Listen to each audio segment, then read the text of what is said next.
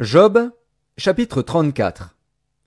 Élihu reprit et dit: Sages, écoutez mes discours. Vous qui êtes intelligents, prêtez-moi l'oreille. Car l'oreille discerne les paroles, comme le palais savoure les aliments. Choisissons ce qui est juste, voyons entre nous ce qui est bon. Job dit: Je suis innocent, et Dieu me refuse justice. J'ai raison, et je passe pour menteur. Ma plaie est douloureuse, et je suis sans péché. Y a-t-il un homme semblable à Job, buvant la raillerie comme l'eau, marchant en société de ceux qui font le mal, cheminant de pair avec les impies? Car il a dit: Il est inutile à l'homme de mettre son plaisir en Dieu. Écoutez-moi donc, homme de sens.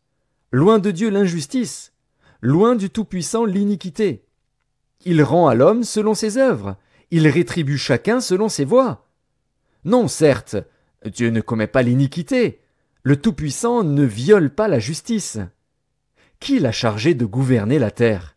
Qui a confié l'univers à ses soins? S'il ne pensait qu'à lui-même, s'il retirait à lui son esprit et son souffle, toute chair périrait soudain, et l'homme rentrerait dans la poussière. Si tu as de l'intelligence, écoute ceci, prête l'oreille au son de mes paroles. Un ennemi de la justice régnerait-il? Et condamneras-tu le juste, le puissant, qui proclame la méchanceté des rois et l'iniquité des princes, qui n'a point égard à l'apparence des grands et ne distingue pas le riche du pauvre, parce que tous sont l'ouvrage de ses mains? En un instant, ils perdent la vie.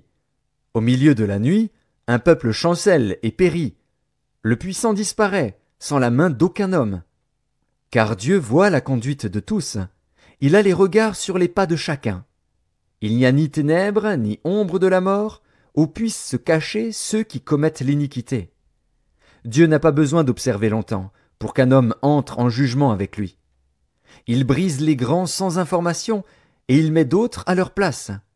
Car il connaît leurs œuvres. Il les renverse de nuit, et ils sont écrasés.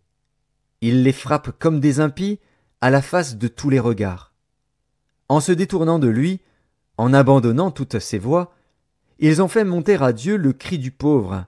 Ils l'ont rendu attentif au cri des malheureux. S'il donne le repos, qui répandra le trouble? S'il cache sa face, qui pourra le voir?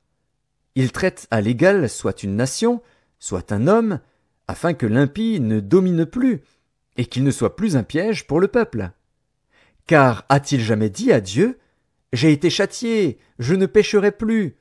Montre-moi ce que je ne vois pas. Si j'ai commis des injustices, je n'en commettrai plus. Est-ce d'après toi que Dieu rendra la justice? C'est toi qui rejettes, qui choisis, mais non pas moi. Ce que tu sais, dis-le donc. Les hommes de sens seront de mon avis. Le sage qui m'écoute pensera comme moi. Job parle sans intelligence, et ses discours manquent de raison. Qu'il continue donc à être éprouvé, puisqu'il répond comme font les méchants. Car il ajoute à ses fautes de nouveaux péchés.